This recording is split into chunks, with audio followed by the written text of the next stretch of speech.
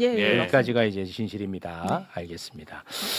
자, 기자님과는 여기서 저희가 또 인사를 나누겠습니다. 이렇게 하면 또 내가 뭐 이낙연 뭐 지킴이처럼 보일까봐 그런데 시간이 좀 많이 흘렀습니다. 아니 약간 그렇게 보였어 지금 급하게 마무리하는 거지. 아 딱 그런데? 아, 그럼 괜히 그리고 물어봐서 이름 3번 나오게 만들고 딱 그런데? 전혀 그런 거 아닙니다. 네. 예. 자, 이낙연과 박범계 저랑 아무런 관련이 없다는 사실 여러분께 말씀을 드리겠습니다. 네. 자, 그럼 기자님과는 여기서 인사 나누겠습니다. 이거는 정말 큰 보도였다. 네. 대단히 훌륭하시다. 감사합니다. 대단히 고맙습니다. 감사합니다. 감사합니다. 자, 국민의힘에 좀 포커스를 맞춰야 되는데 지금 약간 좀 분산되고 있습니다. 이낙연, 박범계로 지금 다 흩어졌습니다. 너무 큰 이름이 나와가지고 깜짝 놀랐네 진짜. 제가 이제 원치 않는 그런 예. 방향인데요. 네, 오늘 좀 국민의힘 조지려고 했거든. 그거 하나 근데 지금 약간 좀 분산돼 좀 버렸어요. 난리네요 진짜. 네. 댓글은 최욱이 또 이낙연계까지 갔어. 여러분 그런 거 아닌 거 아시잖아요. 예. 네, 저는 약간 좀 선택과 집중을 좋아하는 스타일이기 때문에 그랬던 겁니다. 예. 자, 그리고 바쁜 와중에 또 매불쇼를 진짜 오랜만에 그렇습니까? 찾아주셨습니다. 네. 검사 출신 얼음공주 박은정 의원님 진짜 오랜만에 박수로 모십니다. 안녕하세요.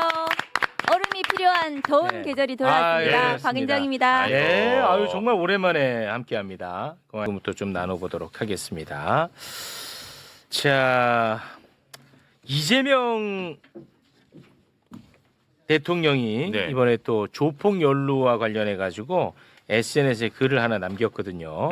이재명의 조폭 연루설, 경찰, 검찰, 언론, 국민의힘 모두 책임이 있는 것 같잖아요. 맞습니다. 그렇지 않습니까? 예. 근데 오늘은 국민의힘의 책임에 대해서 주목해서 이야기를 나눠볼까 하는데 이재명 대통령이 SNS에 최근에 뉴스타파가 취재해서 보도한 영상이 하나 있거든요. 예. 그 영상을 링크하면서 SNS에 글을 하나 남겼는데요. 글을 좀 소개해 주시죠. 자, 국힘은 조폭설 조작 유포 사과 안 하십니까? 어린아이들도 잘못한 게 드러나면 사과합니다. 또 그렇게 가르칩니다. 공당인 국힘도 큰 잘못이 100일 하에 드러났으니 이제 사과해야 합니다. 국힘당 소속 장모 씨가 이재명 조폭 연루 주장하고 당 차원에서 지속적으로 이재명 조폭설 퍼뜨려 질 대선을 이겼는데 장모 씨 유죄 확정 판결로 조폭설 거짓말이 드러났으니 최소한 유감 표명이라도 해야 하는 것 아닐까요? 이미 지난 이야기지만 조폭설만 아니었어도 대장동 부패 조작만 아니었어도 대선 결과는 완전히 달랐을 이 것입니다. 맞아 이거는. 차이는 0.73%, 100명 중 1명도 안 되었습니다. 국힘이 조폭설 유포로 대선 훔칠 수 있게 한 공로자들에게 돈이든 자리든 뭔가 보상했을 거로 추측했었는데 이 사건의 실체가 언젠가는 드러나겠지요. 이번에 나왔습니다. 그렇습니다. 허무맹랑한 조폭 연루설 유포로 대선 결과를 바꾼 국힘의 진지한 공식 사과를 기다립니다. 네. 자, 오늘은 국민의힘에 포커스 맞춰서 예. 이야기를 나누는데요. 관련해서 정말 최선을 다해서 취재하고 보도한 기자가 우리나라에 또 살고 있었습니다. 뉴스타파의 박종화 기자님 박수로 모시겠습니다. 안녕하세요. 아유, 감사합니다. 반갑습니다. 네. 그 좀 기분 좋을 것 같아요. 보람되고. 네, 이거 저만 보도한 건 아니고 저희 팀장인 전혁수 기자랑 같이 보도를 한 거예요. 그건 알아요. 네. 전혁수는 오늘 이사에서 안 나왔잖아요. 네, 맞습니다. 오늘 네. 이사해가지고. 그런 사람 얘기를 꺼내지도 마요. 네.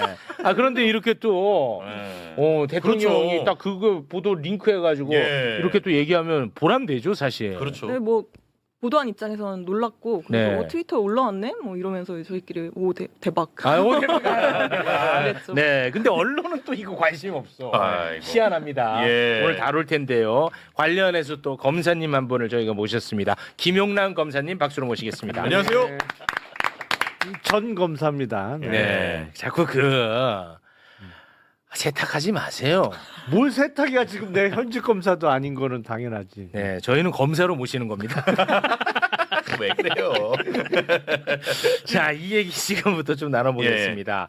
당시 국민의힘은요, 대놓고 이재명 조폭 연루설을 막 퍼뜨렸어요. 예. 2022년 대선 직전에 그때는 이제 이재명 대통령이 경남 도지사였잖아요. 경기도지사였잖아요. 네. 경기도지사 국정감사장에서도 네.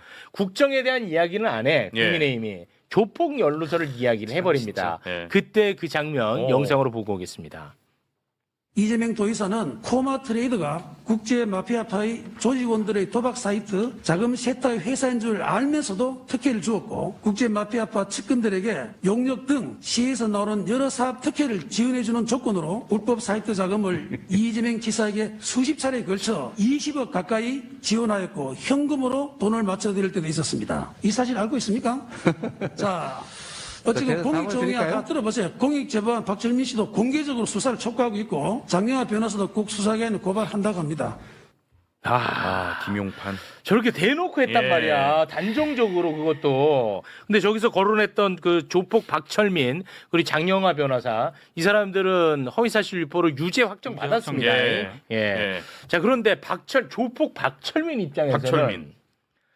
손해만 보는 일을 할 이유는 없잖아. 그렇죠. 그렇지 않겠습니까? 예. 뭔가 얻는 게 있어야 될 거 아니겠습니까? 네. 그런데 박철민의 어머니가 조폭 박철민의 어머니가 국민의힘에서 공천을 받았어. 실제로. 예. 근데 그 공천을 받은 것이 조폭 연루설의 유포의 대가가 아닐까? 그런 의혹 보도를 이번에 뉴스타파가 와, 한 거예요. 그렇죠. 윤석열이 2022년 3월 9일에 당선이 됩니다. 예. 그 직후 2022년 5월 2일에 국민의힘은 성남시의원 후보 공천 결과를 발표를 해요. 그 문건을 좀 올려주시겠습니까? 이렇게 이제 발표를 합니다. 예. 근데 오늘 우리가 이제 관심 가져야 될 부분은 저기 써 있죠. 성남시 다. 성남시 다. 예. 저거를 보면 됩니다. 아. 네. 자, 여기 이제 발표가 됐어. 5월 2일에. 예. 그런데 조폭 박철민의 아버지 박용승 씨는요. 이 공천 결과가 너무 화가 났던 거야. 그래서 너무나 화가 나가지고 바로 다음 날 5월 3일에 예.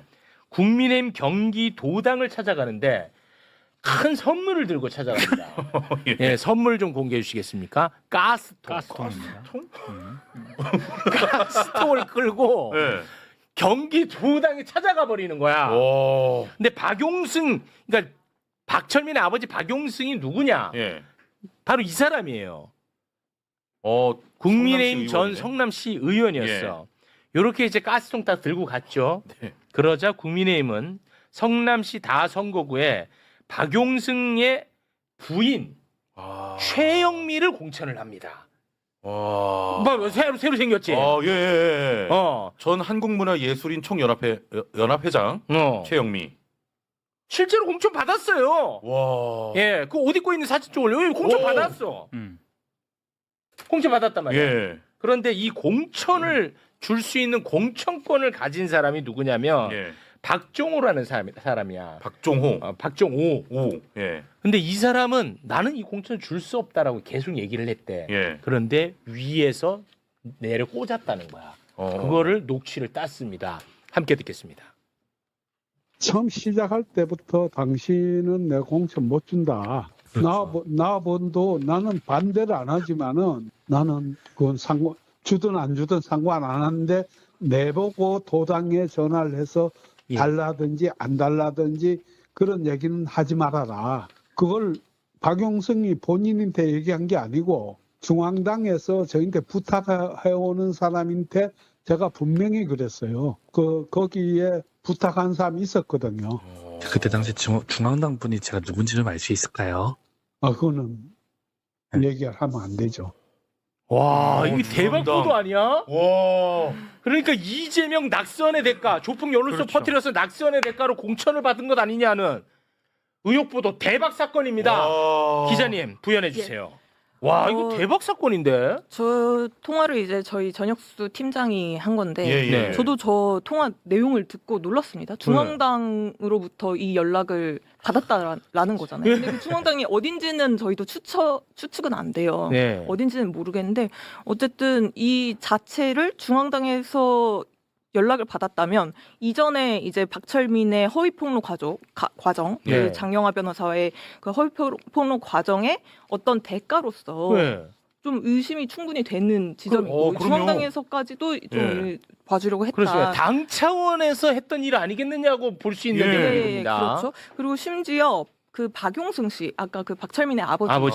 그분도 이렇게 말을 합니다. 지금까지 고생한 사람 왜 다 배제하고 엉뚱한 사람한테 공천을 주느냐라고 저희 기자한테, 전혁수 기자한테 얘기를 한 거예요. 그러니까 자기가 이제 고생을 했는데 그 고생을 한 사람을 왜 배제하고 이 엉뚱한 사람한테 줬냐라고 반박을 하는 걸로 보아서 네. 이제 의심이 되는 거죠. 그, 자기가 거기서 말하는 고생은 조폭 연루설 퍼뜨린 거야.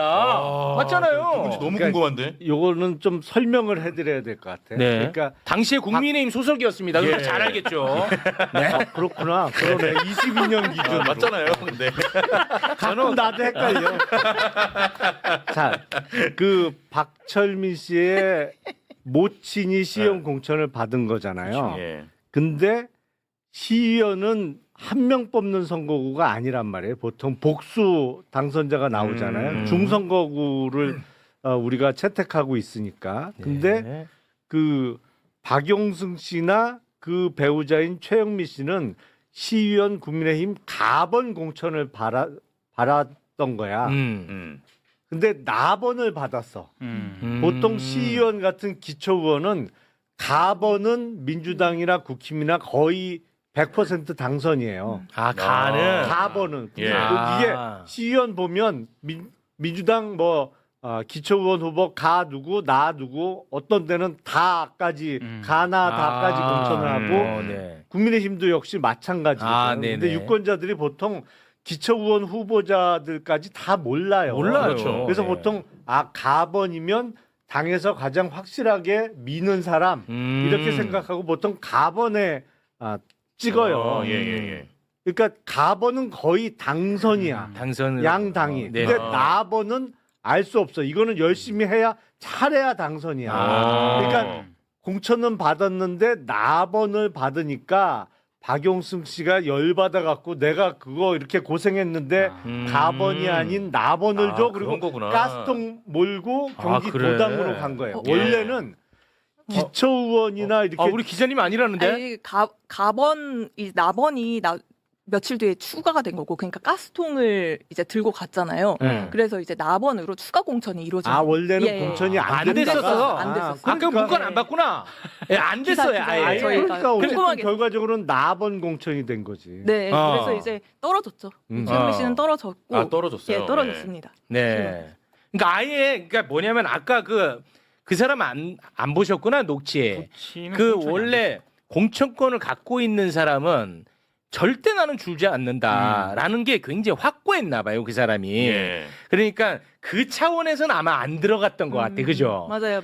그리고 이제 가스통을 들고 등장을 한 것 같아. 그러니까 좀 더 정확하게 얘기하면 사실은 기초의원이나 광역 지방의원 공천은 그 박정호라는 사람이 당협위원장이었을 거고 당시 네, 맞습니다. 네. 당협위원장이 공천을 해주는 게 아니고 공식적으로는 경기도당에서 하는 거예요. 예. 경기도당에서 공천관리위원회를 꾸려서 거기서 하는 건데 다만 당협위원장들의 의견을 청취하지. 많이 반영하겠죠. 그래서 당협위원장이 이 사람 이렇게 추천하면 대부분 그걸 받아줘요. 네네네. 그러니까 처음에는 박정호라는 당시 당협위원장이 최영민은 안 돼 절대 했던 안 돼. 것이고 근데 원래 도당 권한이고 도당 차원에서 다 이루어지는데 지금 아까 녹취록에 중앙당에서 누군가 연락을 했다고 그랬던 것 하는데 같아요. 이게 이례적인 거예요.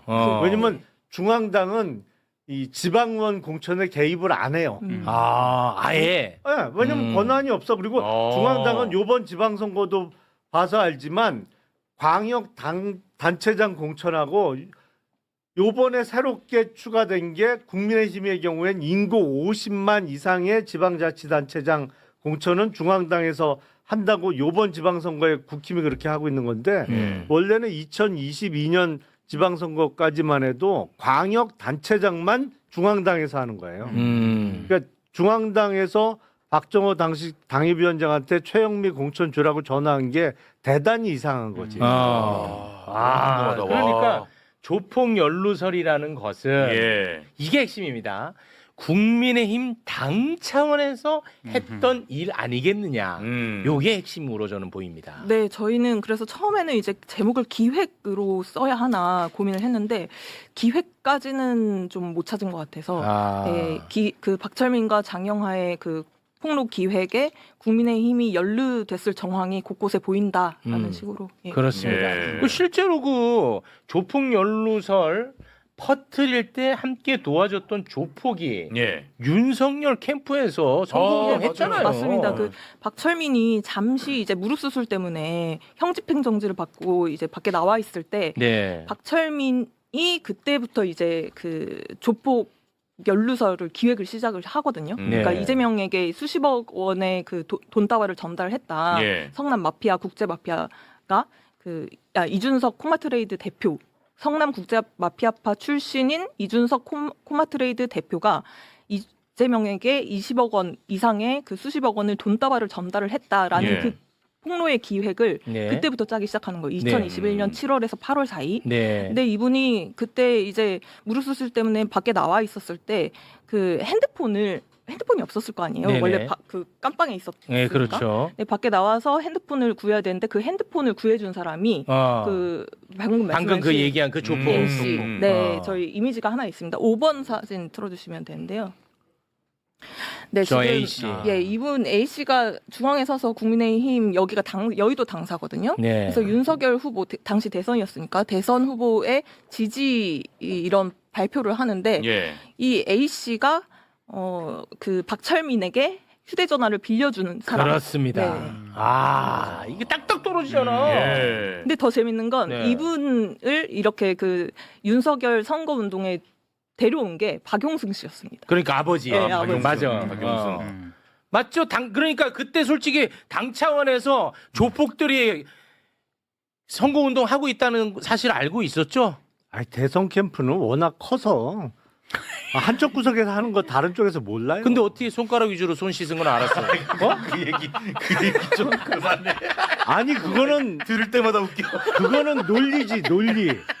그건 논리적인 추론이지. 네, 죄송합니다. 손 바닥에 쓴 게 왜 손 안 닦았냐? 안 지워졌냐? 그러니까 바닥을 안 문지르고 요렇게 씻었나 보지. 이건 논리지. 예. 김용남에만 나오시면 그게 이제 매뉴얼처럼 나오다. 내가 이걸 안 할 수가 없어. 약간 중독됐어, 내가. 아, 죄송합니다. 네. 그러니까 이게 얼마나 웃깁니까? 자, 아, 예. 이재명을 조폭 연루설이라고 해가지고 낙선을 시켰는데 알고 봤더니 윤석열이가 조폭 연루가 돼 있어. 와, 그러네. 이재명 후보한테 대장동 한 팀이라고 그렇게 얘기를 그렇죠. 했는데 윤석열이. 대장동 수사 무마한 게 윤석열 후보였어. 이게 얼마나 웃겨. 예. 쌍방울. 이재명이 쌍방울이랑 관련이 있다고 그렇게 했는데 쌍방울 회사에 들어간 애들 봤더니 다 친윤 검사들이야. 맞아. 뭐예요, 검사님? 아, 이래도 됩니까? 누가 들어갔지 그때? 그 있어요. 그 윤석열이가 이름 대봐. 이름이 뭐냐면 그 변호사 소개해 줄 때 용산 세무서장 갑자기 이름이 생각 안 나네. 이남석 변 이남석이. 아우 내 이름 기억 못했으면 또 나한테 욕구하려고. 와 이남석이다. 왜 이남석이? 다행이다. 거기 들어갔다 쌍방울에. 근데 이남석이. 좀 전에 방금 진짜 검사 같았어요. 이름 대봐. 이남석이. 그래서 변호사비 대납으로 이재명을 잡아넣으려고 했거든. 근데 계좌 까봤더니 윤석열 출신 윤석열 검사들이 예, 이름이 다 나오는 거야. 예. 그래서 야 요거는 덮자. 대북 송금으로 틀었잖아 검사님. 나 바보 아닙니다잉. 와, 말씀이다, 말씀. 이남석이. 와. 아니, 이거 꼭 쥐고 있어야겠다 이남석이. 누가 바보라고 그랬나? 네, 알겠습니다. 야. 아, 우리 박종화 기자님이 제가 볼 때는 너무 중요한 예. 뉴스거든요. 요거를 조금 좀 키워주세요. 예, 국민의힘. 국민의힘. 예. 예, 참이 그래서 너무하잖아요. 좀 더 말씀드리고 싶은 건 그 저희가 판결문을 입수를 해서 이제 판결문의 실명을 대조 작업을 해가지고 그러니까 장영하 변호사가 유죄 판결을 받은 최근에 유죄 판결을 받아서 지금 대통령이 네, 맞습니다. X에 올린 거잖아요. 네. 그 판결문 내용을 보니까 이제 이준석과 박철민이 주고받은 이 편지나 서신 이런 것들이 다 들어가 있어요. 네. 그 내용들을 보면은 이제 뭐 국민의힘이 이렇게 관여했을 그리고 여론에 확산시키는데 자기들이 이게 허위 사실이라는 걸 알았을 것 같으면서도 그래요? 이걸 퍼뜨린 정황들이 나와 있어요. 와 대박이네. 그러니까 가령 예. 그러니까 그 김진태 당시에 이재명 비리 검증을 목적으로 탄생을 했던 게 국민의힘의 국민검증특위라는 게 있었습니다. 그 김진태가 위원장이었어요. 예, 김진태가 위원장이었습니다. 근데 김진태 위원장이 박철민 씨를 장영화 변호사랑 같이 접견을 해요.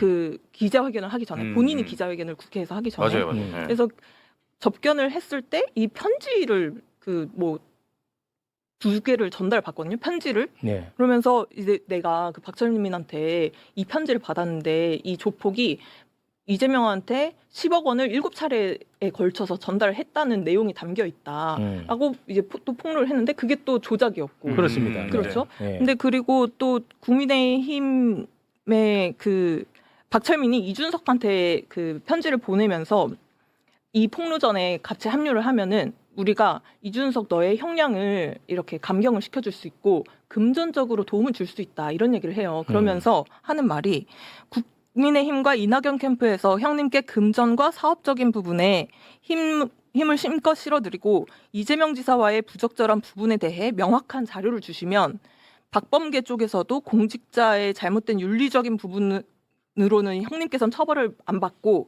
이재명 지사 부분만을 언론에 다루기로 하여 형님께서 마음만 허락하신다면 금전적인 부분과 재판적인 부분 모두 도움을 주실 것을 약조하였습니다. 이런 편지를 보냅니다. 기자님 너무 또 큰 이름들이 많아요. 기자님, 이게 큰 얘기야. 들어가 있는. 들어가 있어요? 예. 이너. 근데 이제 이게 사실관계를 확인하기는 저희도 어려운 부분이긴 하지만 아무튼 내용은 이렇게 들어가 있고 그래서 나왔다 이낙연. 진짜. 아유 정말. 와 이거 너무 큰 얘기를 너무 쉽게 막 그렇게 쓱 흘려서 하셨네. 이후에 그 이제 이준석이 와. 그 박철민 쪽에 답변을 보내요. 그러니까 국민의힘 쪽이든 이낙연 캠프 쪽이든 나와 협의하는 상대방이 누군지 내가 명확히 알아야 된다. 그러니까 누가 나와 협의하는 대상인지를 알려달라라고 해요. 그러니까 이제 그 박철민 쪽에서 그럼 국힘 쪽 담당자를 연결해주겠다 하면서 연결시켜주거든요. 근데 그 사람이 이제 A 씨 아까 봤던 그 A 씨였고 그 A 씨가 하는 말이 저희 담당자는 이준석 쪽에서 먼저 조건을 제시하면 뭐 한다고 한다. 하니까 뭐 처음에 뭐 10억이냐 어쩌냐 막 이렇게 제시를 하다가 이준석이 드롭을 해요. 그냥 자기는 이 폭로 전에 참여를 안 하겠다. 근데 기자님 그런데도? 지금 판결문에 있다는 거예요? 예. 근데 그 판결문을 지금 입수를 했고 관련해서 아직 보도를 안 한 상태죠? 아니요. 저희 보도에 다 들어가 있습니다. 다 들어가 있습니까? 박범계 부분만 빼고는 국민의힘과 이낙연 캠프 이 부분은 저희가 보도를 했죠. 근데 박범계는 여기서 처음 하신 거고? 예, 맞습니다. 괜히 말 시켜갖고 지금 3번 언급하게만 무슨 의도야 도대체? 이건 의도적이라고 보이는데. 아니 모르겠어요. 아니 너무 큰 얘기를 우리 기자님이 조금 이렇게 스무스하게 하셔가지고 아니 그러면 스무스하게 지나가면 되는데 괜히 물어봐갖고 지금 이름 3번 나왔잖아. 지금 의도가 뭐예요? 판결문에는 그렇게 나와 있으니까 제가 사실대로 말씀을 드리는 거. 네, 알겠습니다. 아직 뭐 그게 진실 여부에 대해서는 아직 밝혀진 건 없고 뭐 그런 내용의 편지를 주고받았다는 거다. 여기까지가 이제 진실입니다. 알겠습니다. 자. 기자님과는 여기서 저희가 또 인사를 나누겠습니다. 이렇게 하면 또 내가 뭐 이낙연 뭐 지킴이처럼 보일까봐 그런데 시간이 좀 많이 흘렀습니다. 아니 약간 그렇게 보였어 지금 급하게 마무리하는 거지. 딱 그런데? 괜히 그리고 물어봐서 이름 3번 나오게 만들고 딱 그런데? 전혀 그런 거 아닙니다. 네. 자 이낙연과 박범계 저랑 아무런 관련이 없다는 사실 여러분께 말씀을 드리겠습니다. 자, 그럼 기자님과는 여기서 인사 나누겠습니다. 이거는 정말 큰 보도였다. 대단히 훌륭하시다. 감사합니다. 대단히 고맙습니다. 감사합니다. 자, 국민의힘에 좀 포커스를 맞춰야 되는데 지금 약간 좀 분산되고 있습니다. 이낙연, 박범계로 지금 다 흩어졌습니다. 너무 큰 이름이 나와가지고 깜짝 놀랐네 진짜. 제가 이제 원치 않는 그런 방향인데요. 네, 오늘 좀 국민의힘 조지려고 했거든. 그거 하나 근데 지금 약간 좀 분산돼 버렸어요. 난리네요 진짜. 댓글은 최욱이 또 이낙연께까지 갔어. 여러분 그런 거 아닌 거 아시잖아요. 네, 저는 약간 좀 선택과 집중을 좋아하는 스타일이기 때문에 그랬던 겁니다. 자, 그리고 바쁜 와중에 또 매불쇼를 진짜 오랜만에 그러신가요? 찾아주셨습니다. 네. 검사 출신 얼음공주 박은정 의원님 진짜 오랜만에 박수로 모십니다. 안녕하세요. 얼음이 필요한 더운 네. 계절이 아, 돌아왔습니다. 예, 그렇습니다. 박은정입니다. 네, 아유 정말 오랜만에 함께합니다. 고맙습니다. 네, 너무 반갑습니다. 네, 고맙습니다. 저는 검찰개혁 2차 이제 법안 다 통과되고 그 굉장히 기쁜 마음으로 또 지금 또 국조특위가 막 활발하게 막 너무너무 막 그렇습니다. 빵빵 터지고 있잖아요. 네, 너무 그래서 잘해요. 응원하면서 지금 지켜보고 있습니다. 아, 네, 고맙습니다. 자, 짧게 몇 개 기사를 좀 치고 갑니다. 이재명 대통령에 대한 허위사실 유포 조금 전에 살펴봤잖아요. 예. 그 짓을 아직도 하는 사람들이 있어. 그게 전환길이야. 전환기. 전환길 구속영장 청구됐고 오늘 심사 받는데 어떻게 예. 됐어요? 2시 11분께 영장 심사가 끝났습니다. 아, 끝났고. 종료됐고 예. 결과는 이제 뭐 오늘 밤이나 밤에. 새벽에 나오겠죠. 예, 오후 늦게나 밤에 예. 좀 나올 것 같습니다. 그렇습니다. 근데 보통 그러니까 이게 이제 체포가 안 된 상태에서 받는 영장 재판이잖아요. 네. 그럼 보통 오후 2시에 시작하는데 11분 만에 끝나는 아니, 거예요? 10시 반에 시작했어요. 아, 오전에 이 사건을 오래 하는구나. 네. 어. 근데 이 가짜 뉴스 영상으로 뭐 또 한 3,200만 원 수익 올렸다 뭐 맞아요. 그런 보도도 많이 있더라고요. 벌었더라고요. 네, 요 결과를 저희가 또 예. 지켜보도록 하겠고요. 자, 그리고 대한민국을 완전히 망가뜨린 윤석열하고 김건희 지금 구치소에서 벌 받아야 될 거 아닙니까? 그럼요. 그런데 편안하게 지내고 있는 것 같습니다. 일단 영치금 엄청나게 많이 땡기고 있죠. 예. 그리고 접견을 또 엄청 많이 하고 있어. 관련해서 우리 또 박은정 의원님이 이렇게 또 정리를 뭐야, 이게. 해주셨는데요. 요거 좀 이야기 좀 해주시죠. 예, 지금 윤석열은 들어가가지고 너무 돈을 많이 벌고 있어요. 네, 맞아요. 그래서 지금 그 대통령 할 때보다 지금 4배인가 더 수익을 올리고 있어요. 근데 이게 지금 정치 자금을 받는 거잖아요. 정치인으로서. 예. 근데 정치 자금으로 의율이 되지도 않으면서 이게 또 세금도 안 내고 있어요. 아, 그래서 이 돈을 지금 그 뭔가 조치를 취해야 되는데 법이 없습니다. 네. 지금 그래서 국세청에서 이 영치금 관련해서 원래는 400만 원까지만 보유할 수 있도록 되어 있습니다. 그리고 예. 그거는 이 그 수용되어 있으면서 좀 필요한 물품들 사라고 그 필요한 돈인데 이걸 그냥 정치 자금처럼 사람들이 막 돈을 보내고 지금 10억, 12억이 막 넘어가는 이 돈을 예. 지금 계속 매번 뭐 그 수십 차례 수백 차례 빼내 가지고 12억 정도를 지금 모아놓은 겁니다.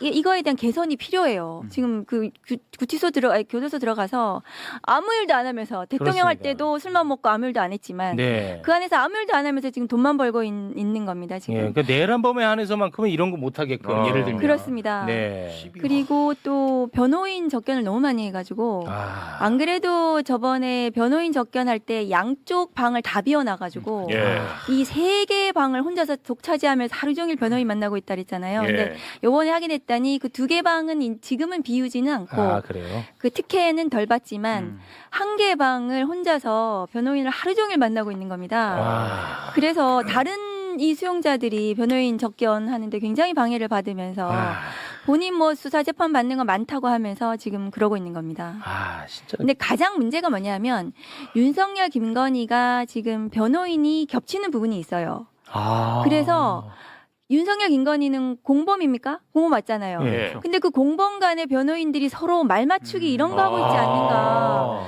굉장히 걱정이, 그러니까 우려스러운 상황이에요. 아, 그거는 뭐 제도적으로 문제는 없나 봐요. 문제는 없는데. 아, 그래요? 그 문제 지금 있다, 그건. 하여튼 변호인 맨날 만나면서 김건희한테 무슨 말 전해 이러고 있지는 않는지, 그러겠죠. 김건희한테 이렇게 말하라고 해 이렇게 하고 있는지는 않는지 굉장히 뭐 재판 수사 관련해가지고 공범간 말 맞추기 이런 부분들 의심스럽고 좀 뭔가 조치가 필요하다 좀 법무부 차원에서 예. 윤석열, 김건희 수용에 대해서는 좀 강력하게 지켜봐야 된다, 감독해야 된다 야, 생각합니다. 그거는 좀 문제 있네. 그렇죠. 공범들끼리 말 맞출 수 그렇죠. 있잖아. 왔다 갔다 변호사가 하면서 같으면. 변호인이. 예. 이제 공범들 간의 이해 충돌이 없으면 공동 변호를 가능해요. 많이 네. 하죠. 일반적으로는 많이 해요. 근데 영치금 부분은 정확하게 따지면 이게 징여잖아요. 징여. 그렇죠. 그냥 예. 주는 거란 말이에요. 근데 보통은 소액이니까 금액이 많지 않으니까 그거에 대해서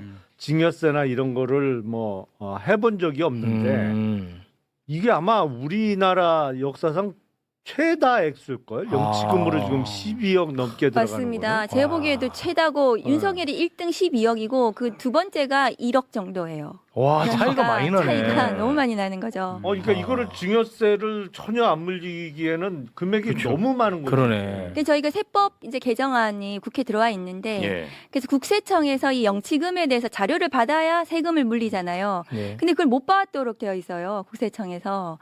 그래서 오. 자료를 요구할 수 있도록 하는 법 개정안이 지금 국회에서 지금 심사 중에는 있습니다. 야, 이 사각지대가 너무 많네. 그러네요, 진짜. 아니 근데 제가 궁금한 게 이 계좌에 영치금 계좌에 400만 원까지만 넣을 수 있다고 하더라고요. 예. 요거를 이제 계속 빼야 빈 공간이 생겨서 또 이제 그렇죠. 이체할 네. 수 있잖아요. 네.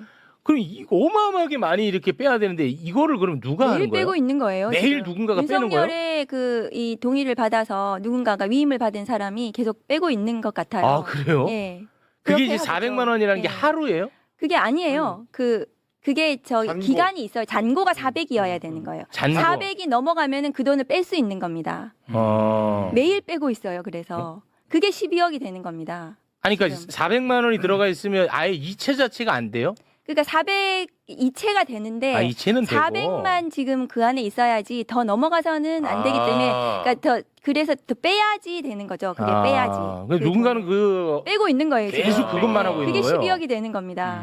야, 돈을 쓸어 담는다는 게 다 여기에 맞네. 사실 이게 정치자금으로 와, 의율을 해야 되는 거잖아요. 그럼 정치자금법이라든가 뭐 이런 여러 가지 법적인 의의를 받아야 되는데도 불구하고 와. 윤석열이 지금 그 가만히 앉아서 구치소에서 지금 돈 벌고 있는 거예요. 심각하네. 되게 갑자기 우스라네. 근로 의욕이 상실되네. 거의 가만히 12억 벌고 있어. 정치인들의 와. 새로운 재테크 방식. 그러네. 심각합니다. 예. 네, 요거는 아무튼 좀 보완이 좀 필요할 것 같습니다. 자, 웃음소리는 여기까지고요. 예. 지금부터는 우리 두 검사님이 싸울 만한 이야기인데요. 뭔데요 또? 검찰개혁, 지금 2차 검찰개혁까지 마무리가 됐고 예. 이제 가장 중요한 게 검사들의 보안 수사권을 주냐 마느냐. 그렇습니다. 여기 이제 남아있지 않습니까? 예. 형사소송법 개정 문제인데 검찰개혁을 주도하고 있는 총리실 산하 검찰개혁 추진단이 이것과 관련해서 어제 또 토론회를 열었더라고요. 근데 지금 요게 지금 어떻게 진행이 되고 있고 앞으로 어떻게 될지 우리 의원님께서 좀 정리를 한번 해주시죠. 사실은 그 보안사건이라는 개념이 형사소송법엔 없어요. 보안수사 요구권만 있습니다. 예. 그런데 이제 형사소송법 196조 2항을 검사들은 이제 보안수사라는 개념으로 지금 주장을 하고 있는데 사실은 2차 수사권이죠. 그런데 이 수사권을 어떻게 할 것인지는 형사소송법 개정안이 가장 먼저 법으로 마련이 되고 공소청법, 중수청법이 마련이 돼야 되는 거죠. 그게 조직법이니까.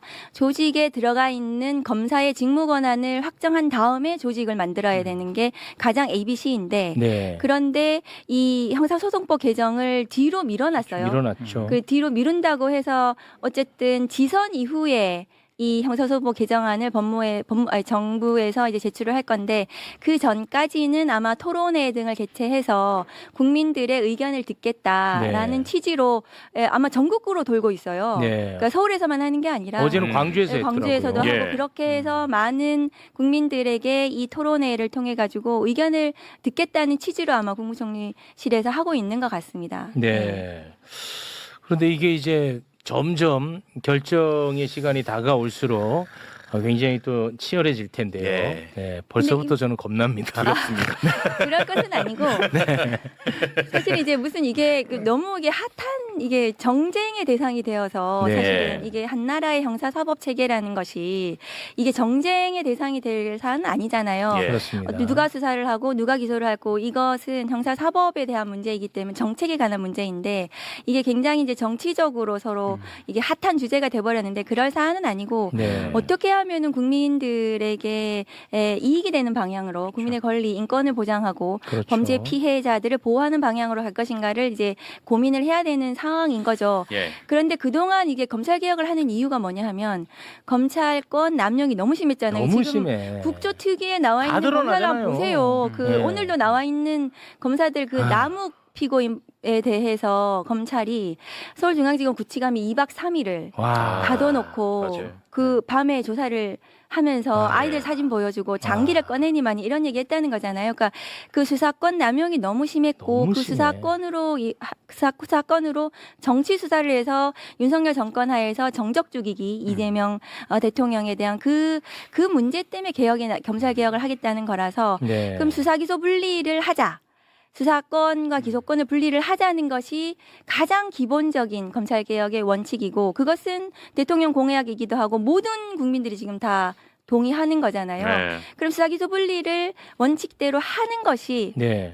맞고 그러면은 검사의 지금 뭐 어떤 수사권이든 간에 수사권은 검사에게는 남기지 말고 그것을 분리해서 검사는 기소권과 영장 청구권으로 경찰을 통제하는 기관으로 공소청으로 자리매김하는 것이 맞다. 네. 원칙대로 돌아가야 되는 것이 맞다는 주장을 저는 하는 것이고 그럼에도 불구하고 또 반대 입장은 그러면은 일부의 어떤 형사 사건들에 있어서 피해가 발생할 수도 있지 않는가 네. 해서 일부 권한을 좀 남겨둬야 되지 않는가 하는 그런 부분에서 의견 차이는 있는 건데 그렇습니다. 이것은 서로 뭐 토론을 통해 가지고 바람직한 방안을 마련할 수는 있다고 저는 생각합니다. 네. 예. 앞으로 아마 경찰 부실 수사 사례 네. 관련한 보도가 쏟아져 나올 겁니다. 많이 나올 것 같아요. 네.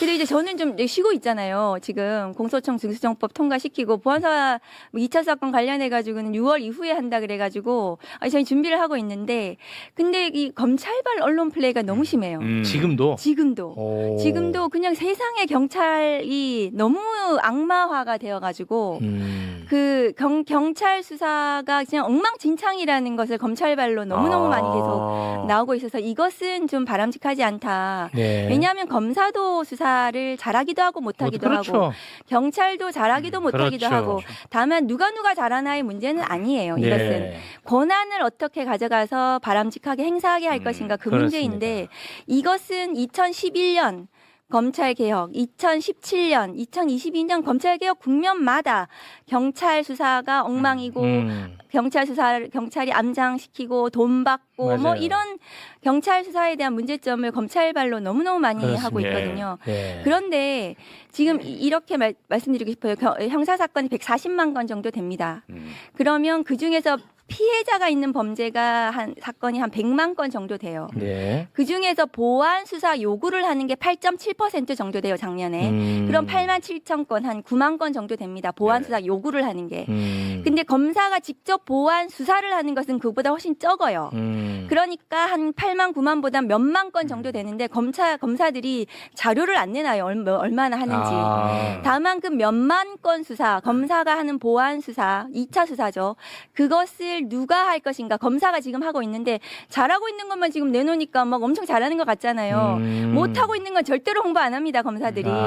그래서 잘하고 있는 건 세상의 검사들이 온 정의를 다 실현하고 그냥 세상을 구하는 것 같이 지금 언론 플레이를 하고 있는데 검사가 하고 있는 그 2차 수사 몇만 건을 과연 검사만이 잘할 것인가.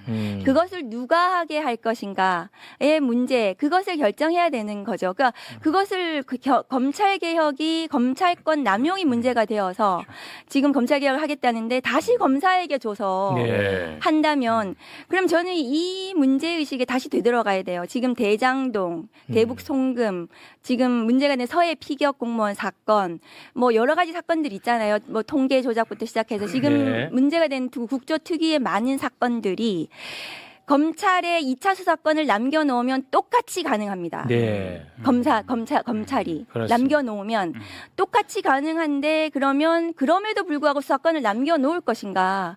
그러면 왜 검찰개혁을 하려고 했는가?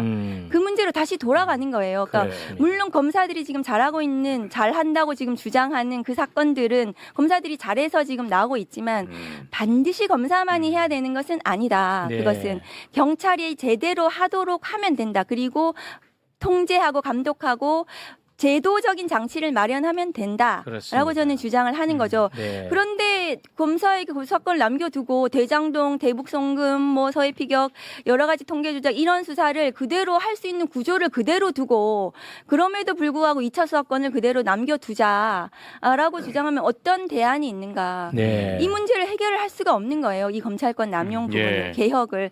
그럼 안 하는 게 맞죠. 그냥 공소청 만들지 말고 그냥 그대로 검찰 두고 수사권 두고 말고 그렇게 그냥 수사 개시권만 없애는 걸 개혁이라고 이렇게 하면 되는 거죠. 알겠습니다. 괜히 돈 들여서 할 필요는 없는 겁니다. 예. 네.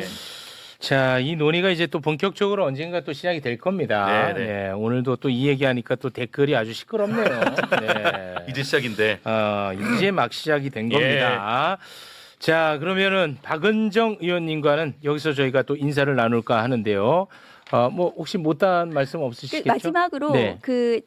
제가 마지막 PPT 하나만 뭐가 더 띄워주시면 있나요? 네. 그 검사장들이 저렇게 얘기를 해서 이게 언제적 얘기하면 2022년도 얘기예요. 2022년도. 저게 그때 당시에 검찰 수사권 6개 중에 2개로 네. 줄이는 네. 그 검찰 개혁법을 만들 때 검사장들이 모여가지고 저렇게 발표했어요. 뿌리만 남겨놓으면 꽃은 다 집힌다. 그러니까 수사권이라는 것은 뿌리만 있어도 자기들은 나중에 이 검찰권을 가지고 이게 세상을 흔들 수 있다 이렇게 생각하는 거예요. 예. 수사권이라는 것을 검찰에 남겨두는 한 이 검찰 개혁을 필요로 했던 이 구조는 그대로 가져가기 때문에 네. 이것은 정말 근본에서 먼저 시작을 해야 된다. 네. 그 말씀을 드리고 앞으로 이제 6월 이후에 여러 가지 이제 얘기들이 나올 텐데 그때 가서 좀 더 그렇습니다. 제가 상세하게 설명을 드리고 싶다. 네. 그렇게 그때 말씀드립니다. 박은정 의원님과 또 김용남 그 전에도 매부쇼에서 불러주세요. 네네네.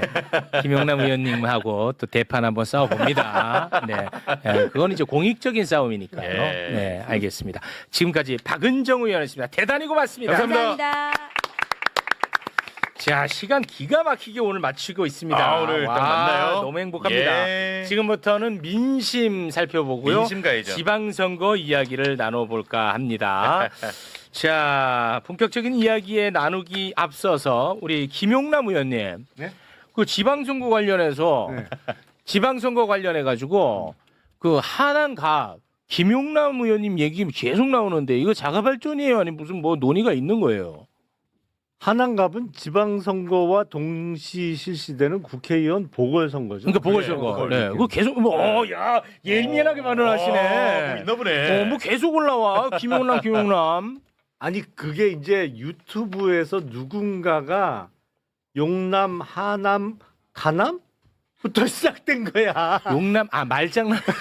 가남 이런 식으로. 용남, 하남, 가남. 용남 하남 가나. 그래가지고요. 그걸 키우셨구나. 뭘 키워요, 키우기는 그러고 있지.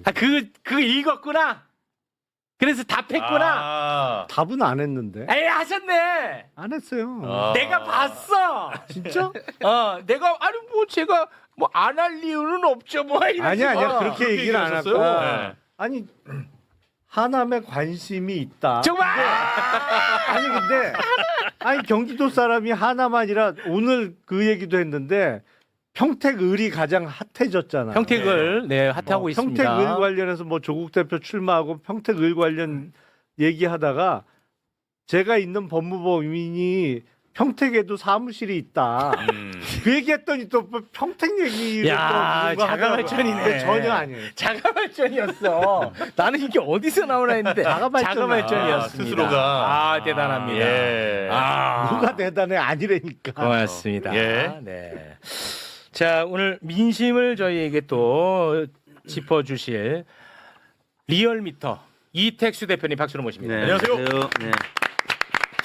고맙습니다. 네. 자, 그리고 오늘 또 중요한 한 분, 바쁜 한 분이 매불쇼를 네. 찾아주셨습니다.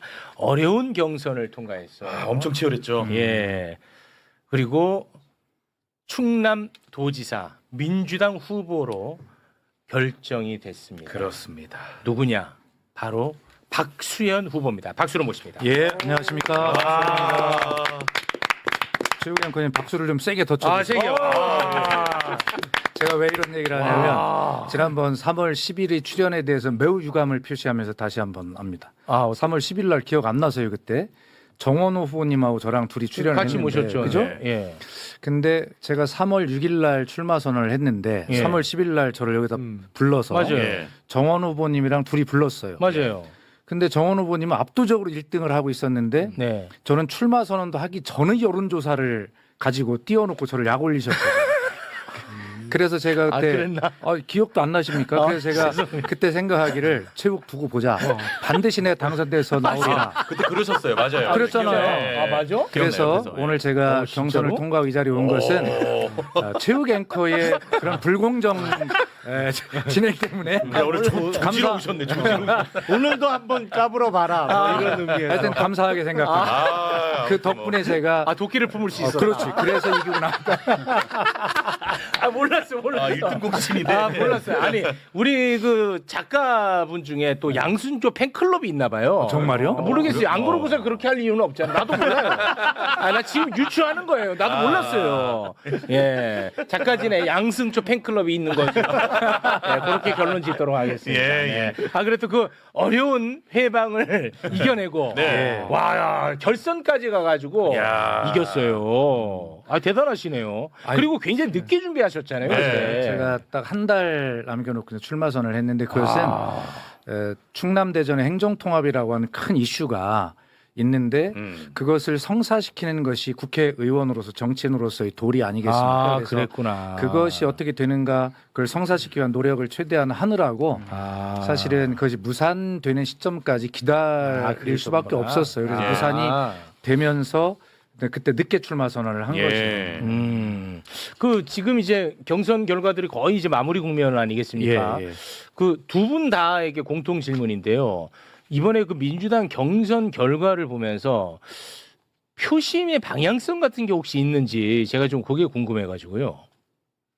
제가 먼저 답변을 해볼게요. 우선 우리 이택수 대표님이 과학적으로 얘기를 해놓으면 제가 정치적으로 할 얘기가 좀 줄어들 것 같아서 미리 얘기를 하면 저는 이렇게 봐요. 저 같은 사람이 그 짧은 시간에 경선을 통과한 것을 보면 중요한 무엇인가 대한민국 정치를 결정하는 뭐 있는 것 중요한 같아. 기준이 변하고 있다. 이거 있는 것 같아요. 그것이 뭐냐면 저는 민주당의 1인 1표라고 생각합니다. 그러니까 결과적으로 국회의원 지역위원장들을 줄을 세워서 그로부터 영향력을 행사받은 당원들이 표를 몰아주는 이런 구조가 있었다면 이번에는 전혀 그런 것이 통하지 않는 게 증명이 됐어요. 예를 들면 광주 전남의 민영배 후보 같은 경우도 뭐 강기정 현 시장님이 뭐 김영록 지사님 지지 선언을 했고 또 뭐 신정훈 후보님이 또 지지 선언을 계속 모았잖아요. 그래서 이건 어렵겠다라고 했는데 결과적으로는 그걸 버텨내고 또 당선이 됐어요.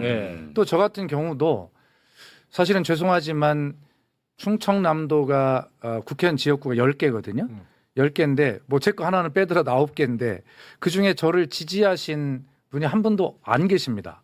지역위원장이나 국회의원 중에.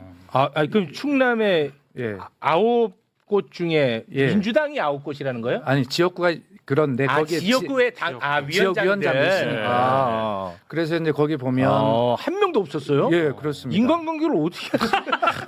한마디로 뭐 그런 거죠, 뭐. 근데도 진짜 그러니까 뭐가 있는 것 같아. 근데 거기에 와 궁금하다. 거기에 보면 천안권, 천안 아산을 기반으로 한 양승조 선배님은 그 아주 뭐 무슨 철옹성 같은 그런 느낌이잖아요. 근데 저는 그러니까 인구가 어떻게 되냐면 천안과 공주가 무려 70만 대 10만 7대 1이고 저를 지지하는 국회의원과 지역위원장이 안 계셨고 그럼에도 불구하고 승리를 한 것을 보면 광주 전남이나 충남의 경우 또 다른 지역을 봐도 이제 국민도 이재명 정부의 국민 주권 정부 그다음에 민주당 당원 중심 시대 이것이 되면서 이제는 한 표가 이것을 결정한다라고 하는 주권자의 자각의식이 확실하게 깨어났고 그런 것들이 결정하는 흐름으로 보여준 게 이번 민주당 광역단체장 경선의 중요한 하나의 흐름이 아닐까 저는 이렇게 생각하는데 우리 과학적인 이택수 대표님 어떻게 생각하세요? 과학이 앞서서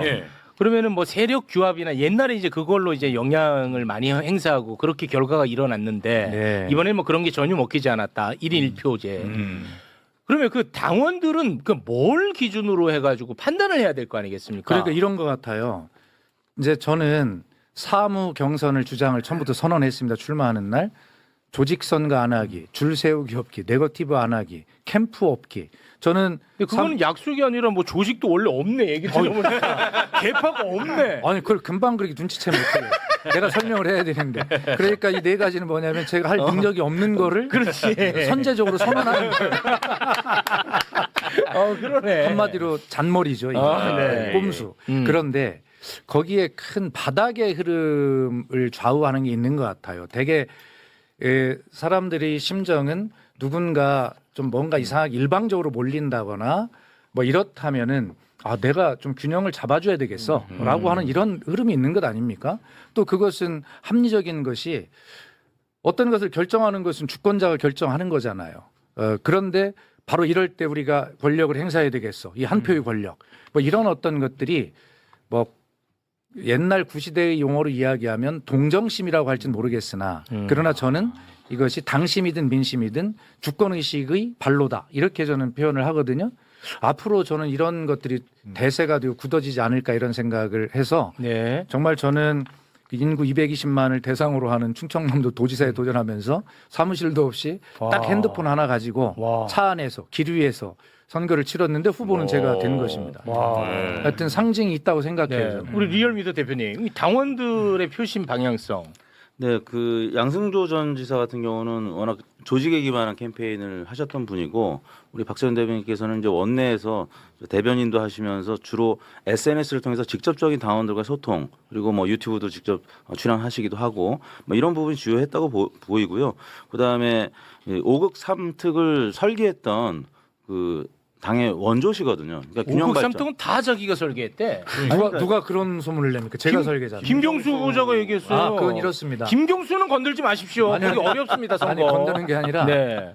김경수 후보님과 제가 이 부분은 협업을 한 건데 협업이요? 원래 인수위를 대체한 국정기획위원회가 2달 동안 활동을 하면서 국가균형성장특별위원회에서 5극 3특의 설계도를 만들고 그것이 지방시대위원회로 넘어갑니다. 정부로. 그럼 거기서 집행을 하는 것이죠. 그래서 제가 설계한 게 맞고 제가 균형성장특별위원장이었으니까 그것을 받아서 지방시대위원장인 김경수 후보께 집행하신 게 맞아요. 원조라는 거죠. 원조. 아니 그런데 원조는 박수야. 그걸 이제 집행할 사람이 김경수. 그런데 저희들은 둘이 합의하기를 그래 이것을 그림을 처음부터 함께 그리면 집행의 실효성도 굉장히 높아지겠다. 그래서 처음부터 제가 폭넓은 마음으로 김경수 후보를 끌어안고 이것을 설계도를 같이 그렸다고 할 수 있죠. 좀 나눠주시네.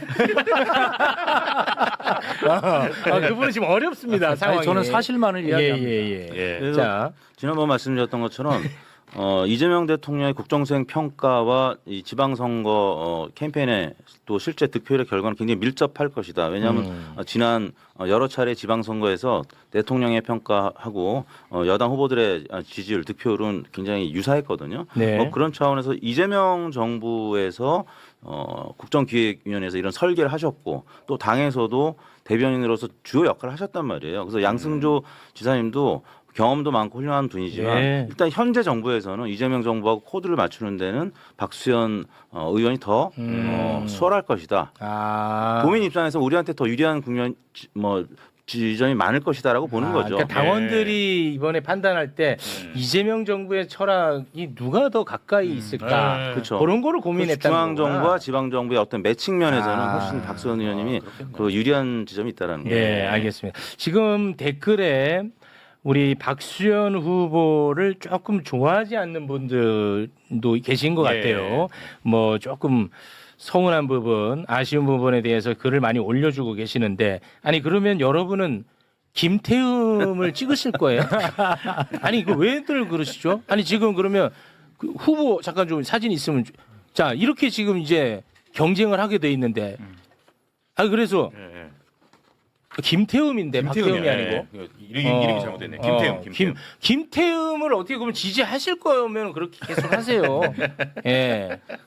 근데 이 충남이요 굉장히 좀 쉽지 않은 지역이에요. 그래서 제가 데이터를 좀 갖고 나왔는데 일단 현재 지표는 이제 박수현 후보님께서 나쁘지 않습니다. 이제 세계일보 한국갤럽 조사에 따르면 51대 34로 크게 이기고 있어요. 이제 그럼에도 불구하고 과거 선거들을 좀 보잖아요. 그러면 절대 방심할 수가 없습니다. 지난 2022년 8회 동시지방선거 결과를 보시면은 양승조 당시 후보가 46% 그치는데 그치는 결과가 있었고요. 김태형 후보가 54%가량으로 좀 낙승을 했습니다. 그리고 그 다음에 펼쳐진 2025년 대선에서도 보시면은 이재명 후보가 48%가량밖에 득표를 못했어요. 탄핵 계엄 이후에 했는데도 불구하고 50%를 넘지 못했고요. 이게 중요해. 이게 내란 국면인데도 이 지경이 네. 됐어요. 김문수, 이준석 합치면 51.3%였습니다. 그리고 이제 22대 국회의원 선거 네 번째 페이지를 보시면은 여기에 여러 지역들이 있는데 8대 3으로 민주당이 이제 뭐 크게 이기긴 했는데 겨우 이긴 지역들도 많아요. 가령 보시면은 천안갑 문진석 후보, 그다음에 우리 의원님 계셨던 박수현 의원이 계시는 공주부여 청양도 그냥 정말 오차범위에서 간당간당 이긴 지역이고요. 이겼습니다. 뭐 아산갑은 좀 크게 이겼는데 이제 논산, 계룡, 금산, 당진 뭐 이런 데들은 겨우 이겼고 그리고 성일종, 장동혁, 강승규 후보가 있는 지역은 또 박빙으로 뺏긴 지역이거든요. 그러니까 이런 것 생각하면 방심할 수 없고 우리 박수현 후보님한테 좀 서운한 부분들이 있던 분들도 이거 보고 방심하고 이겨야 되니까. 아니 뭐 박수현이랑 같이 살 거 아니잖아요. 아니 뭐 단점이 좀 있을 수 있죠. 하지만 김태흠은 아니잖아요. 아니 근데 그 우리 박 후보님 국회의원 지역구인 공주, 부여, 청양은 정치권에 널리 알려져 있어요. 저기는 박수현이니까 민주당이 당선되지 다른 후보 나가면 택도 없다. 왜냐면 거기는 워낙 그 보수세가 강한 지역이에요. 그래서 거기는 그건 아주 정치권에서는 상식이야. 저기는 박수현이니까 당선되는 거다. 의원님하고 평소에 친해놓기를 잘했습니다. 아니 지금 요번에 뭐 계속 지금 속속들이 경선 결과가 발표되고 있습니다만 사실은 제가 진심으로 축하드린 곳이 충남 경선 결과예요. 뭐 서울, 경기 뭐 다 발표되지만 뭐 축하는 드리지만 정말 진심에서 우러나서 정말 잘 됐다라고 느낀 게 우리 박 후보님 경선 뭐 이유가 있나요 혹시? 아니 좋아서. 저는 뭐 양승조 전 지사님하고도 전혀 불편하거나 나쁜 감정은 전혀 없어요. 그냥 박 후보님이 좋아서. 이게 이제 이런 측면이 있습니다. 지금 이택수 대표님 그 총선 결과를 말씀해 주셨는데요. 제가 24년간 지역위원장을 그곳에서 하면서 재선밖에 이제 안 됐으니까 18년을 원외위원장을 했거든요. 정당 지지율이 얼마 차이가 나냐면 지난 총선에서도 여론조사 공개 여론조사 발표한 것을 보면 26%에서 30%까지 정당 지지율 차이가 납니다. 거기다 상대는 정진석 의원이라고 하는 국민의힘의 비대위원장 당 대표 아닙니까? 둘이 붙었죠. 26%가 정당 지지율이 지는데 결과적으로 2.2%밖에 제가 이기지 못했지만 대단하시다. 이 결과 이겼어요. 그럼 그걸 따져보면 26%의 정당 지지율을 극복하고 플러스 2.2니까 28.2%를 따라간 거예요. 어쨌든. 대단하셔. 제가 감동스럽죠. 보면 볼수록 그렇지 않습니까? 진짜 그래요. 아니 진짜 너무 대단하시네. 근데 3월 10일 날 그렇게 놀렸다는 거 아니에요? 물론 제가 기억이 안 나요. 아니 불리한 거는 왜 기억을 못해요? 기억도 못해요. 아니 왜냐하면 좀 죄송한 얘기인데 그때 정원호 후보한테 좀 내가 집중했던 것 같아요. 아니 그러니까 그날 너무 제가 마음에 상처를 받은 게. 그 앞에서 그렇게. 아니 저는 완전히 그냥 곁다리로. 죄송해요. 꼬다는 보리자루라고 하는데 그렇게 앉혀놓고 그렇게 할 수 있습니까? 죄송합니다. 오늘부터라도 제가 최선 아닙니다. 그게 전 좋았고. 최선 다합니다 오늘부터. 박수현에게 인생 걸어버립니다. 왜냐면 어려운 지역이니까. 그러니까요. 이겨야 되니까. 그렇습니다. 근데 심지어 이번 총선에 이제 애초에 제가 공주 단독 선거구였다가 20대에서 21대 두 번을 정진석 의원에게 떨어지는데 그때는 부여청양이라고 하는 곳이 합구가 돼서 그렇거든요. 그때 제가 정진석 의원에게 한 말이 20대 때 떨어지기 시작할 때 형님이 두 번 할 거다. 왜냐하면 내가 새로 된 부여청양을 설득하려면 10년 걸릴 거기 때문에. 그 대신에 세 번째 선거 22대 선거에서는 나한테 질 거야. 근데 그때는 형님은 5선 국회의원이어서 국회의장을 한다고 할 텐데 거기서 높은 데서 떨어지면 무지 아플 거다. 근데 나는 초선에서 두 번 떨어져 봐야 덜 아프다 내가. 그런데 실제로 그 제가 약속을 지킨 거예요. 8년 동안 그렇게 했는데 부여에서 제가 380표인가 이겼거든요. 이번에. 그런데 그게 1961년 김종필 박정희의 5.16 쿠데타 이후에 부여 출신 김종필 아닙니까? 부여에서 64년 만에 민주당이 이긴 겁니다. 그래서 380표나 이겼으니까. 대단합니다. 그리고 그 충남에 계신 분들 이거는 좀 모든 사람들한테 좀 알려줬으면 좋겠는데요. 대통령 세종 집무실 예. 이거 이제 공약이었습니다, 대통령. 예. 그런데 참 이재명 정부는 진짜 빨리빨리 합니다. 이거 좀 나는 오래 걸릴 줄 알았는데 이거 지금 바로 지금 시작을 해버렸어요.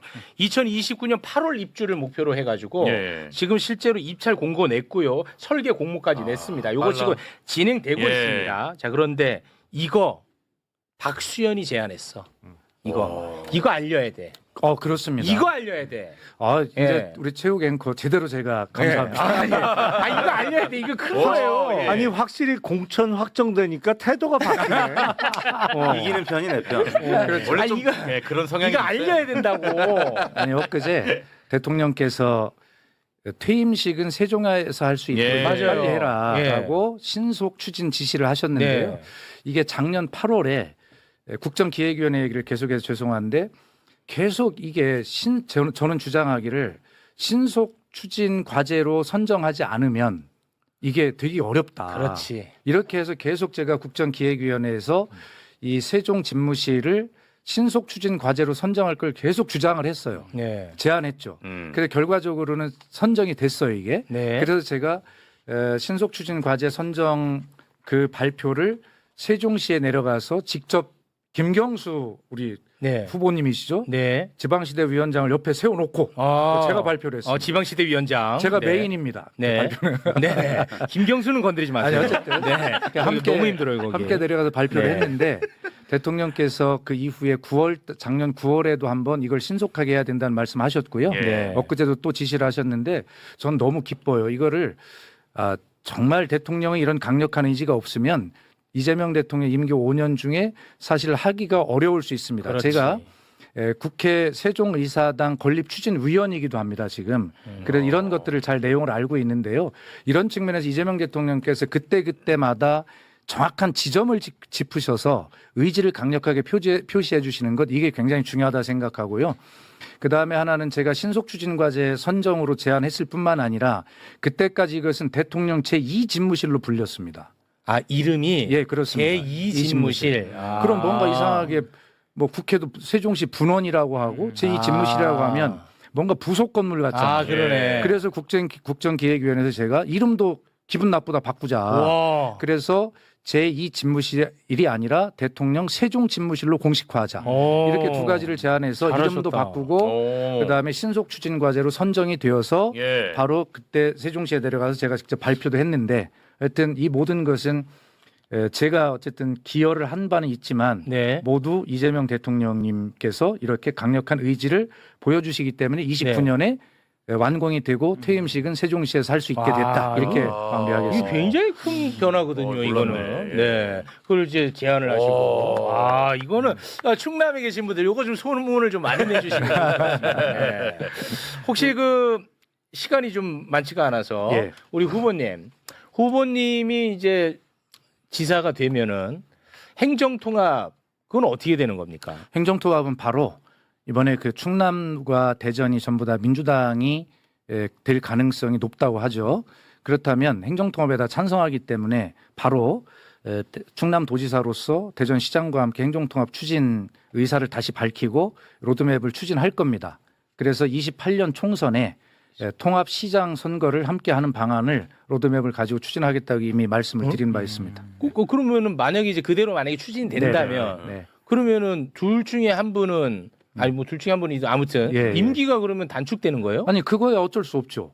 그런 개인의 임기보다는 결과적으로 행정통합이라고 하는 대한민국의 이 지방성장 정책 예. 이런 것들이 성공하는 것이 훨씬 중요하고 예. 이것이 성공하지 못하면 이재명 정부가 아무리 국민에게 실용감 있는 정부 뭐 코스피 6천이 가고 뭐 이런 성공을 하더라도 결과적으로는 수도권 재집중화와 지방 소멸이라고 하는 이 시대적 과제를 해결하지 못하면 이재명 정부를 과연 성공한 정부로 할 수 있겠냐라고 하는 지금 아주 굉장히 큰 위기감이 있어요. 그렇기 때문에 이 문제는 개인의 임기 좀 한 1, 2년 줄으면 어떻습니까? 그까짓게? 그래서 저는 반드시 그런 것을 전제로 함께 해야 된다고 주장하고 있고 제안했습니다. 근데 참고적으로 말씀드리면 이제 충남은 인구가 220만, 220만. 대전은 인구가 145만. 통합선거 치르면 어디가 유리할까요? 너무 지금 개인적인 걸 말씀하고 계신데. 아니 마치 제가 그걸 노리고 했다는 듯이 그렇게 하면 안 되고요. 무슨 얘기하시나 그래? 계산적인 박수현이 돼버렸어. 아 그렇게 하면 안 돼. 이건 내 계산이야, 내 계산. 이제 그런 것은 주민들이 납득할 만한 뭐 그런 어떤 방법들이 연구되리라고 생각하고요. 네. 저는 제가 충남도지사가 된다면 그런 어떤 주민 인구수의 차이 이런 것들을 보정할 수 있는 다른 방법도 우리가 합의할 수 있다면 충분하게 할 수 있다는 생각을 가지고 있습니다. 네, 알겠습니다. 자, 지금까지 뭐 기분 좋은 얘기였는데 갑자기 좀 고춧가루를 뿌린 듯한 얘기가 될 수도 있지만 현실적인 이야기라서 예, 안 할 수가 그렇습니다. 없습니다. 네. 아까 지금 지역구 이야기를 하셨습니다. 네. 이제 거기가 이제 보궐선거 치러질 텐데요. 거기가 진짜 어렵잖아요. 그렇습니다. 뭐 누구보다 잘하시니까 아까 그 얘기 계속했잖아. 그러면은 그 보궐선거 어떻게 할 거예요? 잘해야죠. 아니 후보군이 좀 아니, 있어요. 후보군은 당연히 준비가 돼 있고요. 책임지셔야 돼. 책임을 져야죠. 예. 그러니까 제가 출마 선언을 하기까지 이 문제가 가장 고민스러웠을 거 아닙니까? 네. 우선 국회의원 임기를 다 채우지 못하고 단축하는 것에 대한 사죄를 분명히 해야죠. 네. 그 사과의 문제가 아니라 사죄의 문제라고 생각하고요. 그것은 이미 이제 제가 후보로 등록을 하면서 중앙당의 전략적 판단에 의해서 언제 의원직을 사퇴할지 모르겠으나 사퇴를 하게 되면 정식으로 사죄의 말씀을 드릴 건데 네. 자 그런데 정진석 전 의원이 또 출마를 하게 돼서 내란 세력의 무슨 귀환을 뭐 허용하는 그런 책임을 져야 될 거 아니냐 이런 것이 경선 내내 토론이 됐어요. 아니, 정진석이가 나온대요? 아니 그럴 가능성을 염두에 두고 매우 이야기를 높죠. 하죠. 왜냐하면 와. 지금 국민의힘의 공천관리위원장을 하는 박덕흠 의원이 정진석 전 의원하고 사돈지간이야.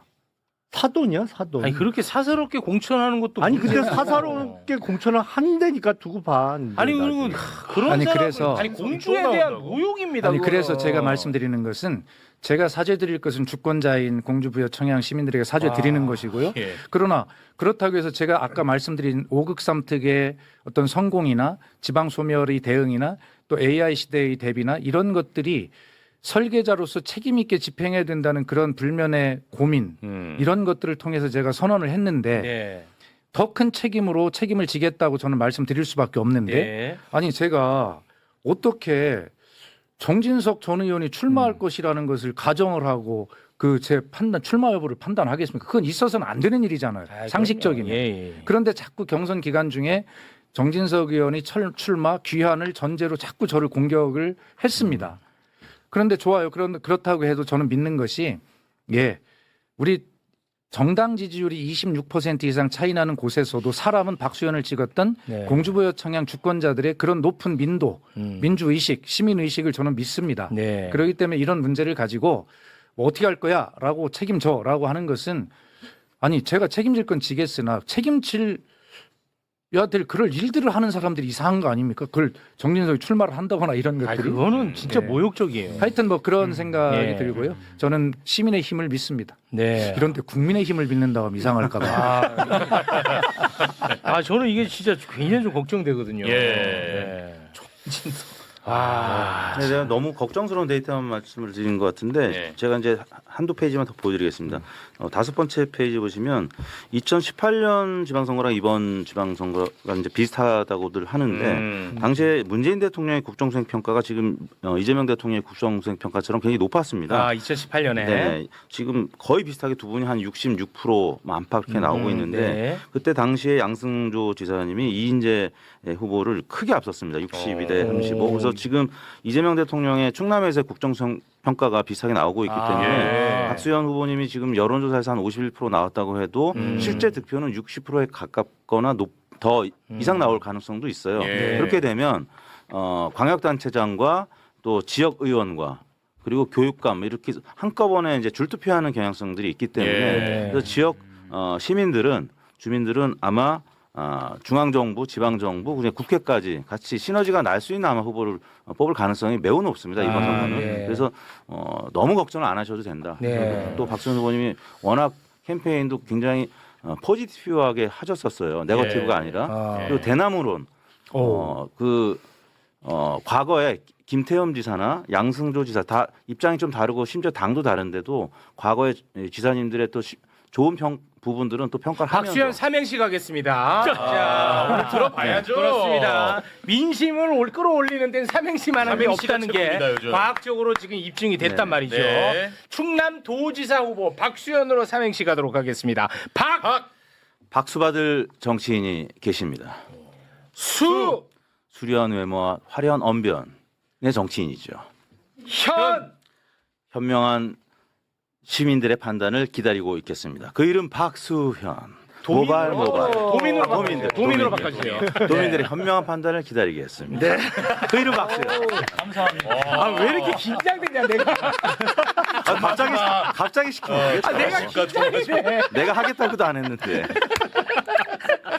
우리 저 박수현 경남도지사 충남. 또 결례를 하네. 김경수 후보 너무 챙기네. 김경수 힘드니까. 아니 지난번에 나왔을 때는 정원우 후보에 내로되더니 오늘은 김경수. 저는 뭡니까? 제가 대인 사과드립니다. 박수현 충남도지사 후보. 충남의 최대 현안이 뭡니까? 아니면은 그 충남 도민들이 간절히 원하는 뭐 수건 사업 같은 거. 저는 이렇게 생각해요. 산업화 시대에 우리 충청도를 두고 핫바지라는 말씀 들어보셨잖아요. 충청도를 가리켜 핫바지라고 밖에서 조롱하거나 그게 맞춰서 충청도 내부에서도 스스로 자조적으로 우리가 핫바지냐라는 말들을 하고 살았어요. 산업화 시대에 뒤떨어진 것이죠. 그런데 기회가 찾아왔어요. AI 시대가 도래했습니다. AI 시대에는 출발만 똑같이 해주면 과거의 산업화 시대의 낙후나 이런 것들 한 번에 다 복구할 수 있는 새로운 기회가 열린 것이에요. 그래서 제가 AI 도지사가 되겠다라고 해서 오늘 아침에 첫날 일정으로 전부 AI 스타트업 청년들 다 만나고 좀 왔거든요. 그래서 저는 이 AI 도지사, AI 시대의 개막 이것을 절대 충남이 뒤처지지 않도록 출발선을 똑같이 하겠다라고 하는 목표를 세우고 지금 하고 있어서 저는 충남 도민이 무엇을 바라시는지 지금 현재로서는 관심이 없습니다. 오로지 지도자가 때로는 그 방향으로 끌고 가야 되거든요. 바라는 게 너무 많으시죠. 하고 싶은 일도 많고.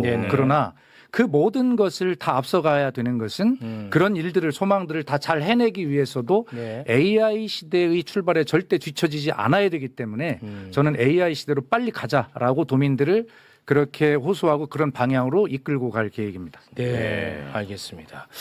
아, 여기가 좀 어려운 곳이기 때문에 정말 최선을 다해서 꼭 좋은 성과를 만들어 주시면 좋을 것 같습니다. 당 지도부 같은 경우에는 지금 뭐 대구 이런 데 거의 지금 올인하는 분위기거든요. 어떻게 좀 친분도 있을 텐데 그 화 한번 내시죠. 지금 충남 어떻게 할 거냐고. 아니, 걱정하지 마십시오. 저는 충남에는 박수현이 있습니다.